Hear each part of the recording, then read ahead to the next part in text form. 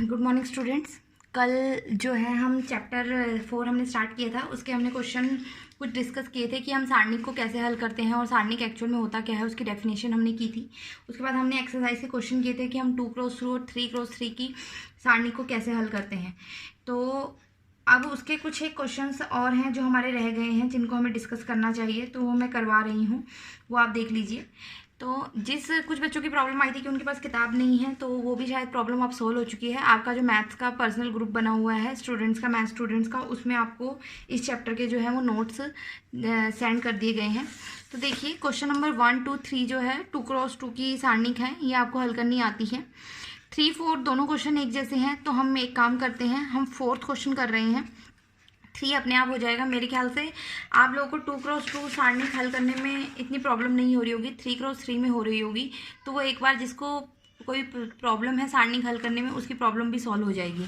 तो देखिए question number 4 आपको ये आव्यूह दिया हुआ है ए, 3x3 का आव्यूह है, और आपको ये चीज़ सिद्ध करनी है।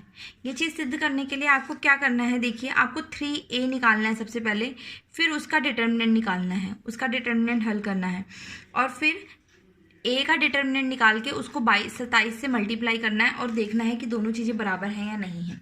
तो सबसे पहले मैंने ए ये था, मैंने 3a निकाला, तो ये अंदर मल्टीप्लाई हो जाएगा 3 से। अब मैं इसका डिटर्मिनेंट जब हल कर रही हूँ, तो मुझे इसको किसी भी एक पंक्ति या किसी भी एक स्तंभ की ओर से हल करना पड़ता है। अब वो आप कुछ भी ले सकते हो, पर कल आपको मैंने एक चीज़ बताई थी कि आप कोशिश करें कि वो पंक्ति या स्तंभ लें जिसमें सबसे ज़्यादा संख्या में शून्य आ रहे हैं। सबसे ज़्यादा संख्या में शून्य आ रहे हैं तो हमारा हल करना इजी हो जाएगा। अगर हम ध्यान दें तो हमारा जो C1 है, C1 मतलब पहला जो स्तंभ है, उसमें 2 0 आ रही हैं, सिर्फ एक एलिमेंट बच रहा है। तो मैं इसे C1 की तरफ से हल कर रही हूँ। तो मैंने लिखा C1 की ओर से हल करने पर। अब देखिए जब आप C1 से हल कर रहे हैं, C1 ये आप C1 से हल कर रहे हैं, सबसे पहला एलिमेंट क्या आया, 3 आप बाहर ले लीजिए, क्लियर है। अब 3 के सामने वाली पंक्ति और 3 के सामने वाला स्तंभ छोड़ के जो बचेगा उसको दोबारा से एक डिटर्मिनेंट की फॉर्म में लिख लीजिए, क्लियर। मेरे ख्याल से इस तरीके से कराऊंगी तो वो ज़्यादा इजी रहेगा। और एक चीज़ और भी मैंने बताई थी, ये एलिमेंट भी आपको देखना पड़ेगा। ये कौन सा एलिमेंट है, A11, ये कौन सा एलिमेंट है, A21, और ये कौन सा एलिमेंट है, A31, पहली पंक्ति पहला स्तंभ। अभी देखिए पहला एलिमेंट जो A11 आया, 1 + 1 2, 2 कैसा है आपका सम है, तो यहाँ प्लस का साइन आएगा, ठीक है। सेकंड आप देखिए यहाँ पे आएगा 0, दूसरा एलिमेंट क्या था, 0 था। 0 के बाद 0 के सामने वाली पंक्ति और स्तंभ को छोड़ देंगे आप, बचा के हमारे पास जो बच गया उसको लिख दो, 0 3 0 12।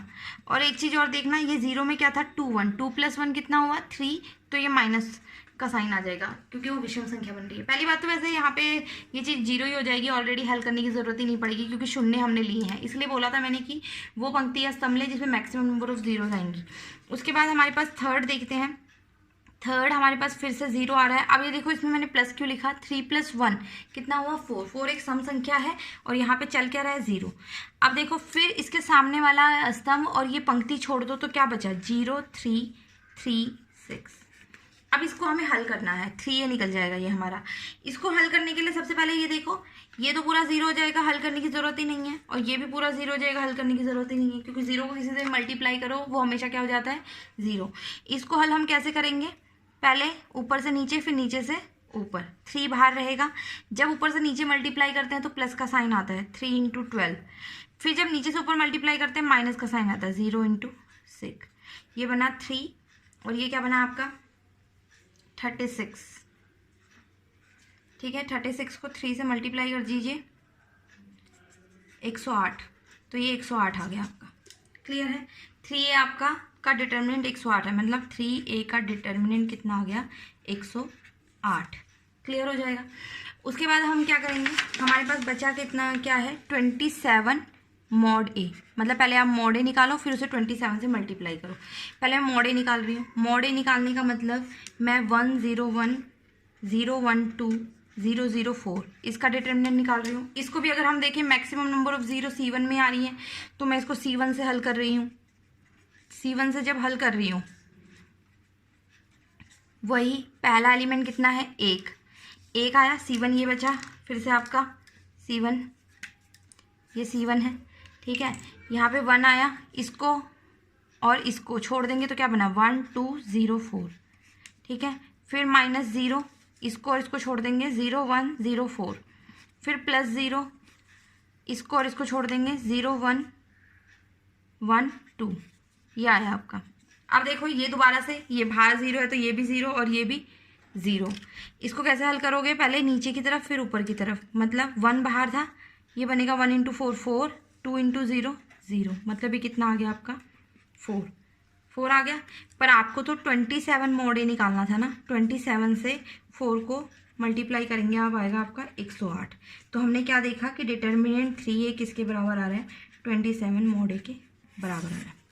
इसी तरीके से एक्सरसाइज का 3rd क्वेश्चन भी आप कर सकते हैं। एक्सरसाइज का 5th क्वेश्चन जो है, एक्सरसाइज का 5th क्वेश्चन सेम बुक है आपके पास, हिंदी मीडियम में होगी, सेम क्वेश्चंस भी सेम है। एक्सरसाइज के 5th क्वेश्चन में आपको 3x3 के डिटर्मिनेंट हल करने हैं, जो कि आपको 4 दिए हैं। इनकी अच्छे से प्रैक्टिस कीजिएगा, इनको हल करना बहुत ज़रूरी है। 6th क्वेश्चन में आपको मोड A निकालना है। 7th के 2 पार्ट हैं, तो इसमें से एक पार्ट मैं आपको करवा रही हूँ, दूसरा पार्ट आप खुद से करेंगे। देखिए 7th क्वेश्चन एक बार, जो 7th क्वेश्चन है आपका, उसका पहला पार्ट देखिए। Question number 7 first part paper में बहुत आता है, जो आपके 1 मार्क्स से क्वेश्चंस आते हैं। 2 तरह के क्वेश्चन आते हैं, दोनों में डिफरेंस भी बता दूंगी। एक तीसरे चैप्टर में से, कभी तीसरे चैप्टर में से आ जाता है और कभी चौथे चैप्टर में से आ जाता है। अब दोनों में अंतर क्या है वो चीज़ आप ध्यान से देखेंगे। पहले देखते हैं ये जो क्वेश्चन दिया हुआ है 2 4 5 1, ये आपको बराबर दिया है 2x 4 6x। अब कई बच्चे इसमें क्या बेवकूफ़ी कर देते हैं, वो सोचते हैं कि ये तो 2 मैट्रिक्स हैं, आपस में बराबर हैं, तो 2x को x के बराबर रखा, x का मान निकल गया। ऐसा कभी भी मत करना। सबसे पहले आप ये सिंबल देखेंगे, अगर ये लाइंस लगी हैं तो वो मैट्रिक्स नहीं है, वो आव्यूह नहीं है, वो सारणिक है। क्या है वो, सारणिक, वो सारणिक है, आव्यूह नहीं है। और अगर ये ब्रेसेस लगी हैं तो वो क्या है, आपका आव्यूह है। आता है ये क्वेश्चन और हर साल आता है, इस बार के पेपर में भी आया हुआ है।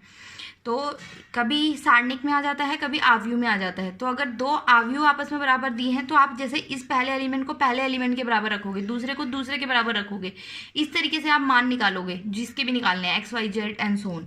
पर जब आपको ये सारणिक में दिया है तो आप सारणिक हल करोगे। अब सारणिक, ये 2x2 के सारणिक चल रहे हैं, दोनों सारणिक कैसे चल रहे हैं हमारे, ये 2x2 के। तो इनको हल करना तो वैसे ही करते हैं हम, ऊपर और नीचे मल्टीप्लाई। जब नीचे की तरफ मल्टीप्लाई करेंगे 2 × 1, ऊपर की तरफ करेंगे -5 × 4। इसी तरीके से नीचे की तरफ मल्टीप्लाई करेंगे 2x × x, ऊपर की तरफ करेंगे -6 × 4। ये बना 2 माइनस, इसको मल्टीप्लाई कर दो 20, और ये बना 2x का स्क्वायर। अब 2x × x, इसको 3x मत कर देना, ये मल्टीप्लिकेशन में चल रहा है तो x² होगा।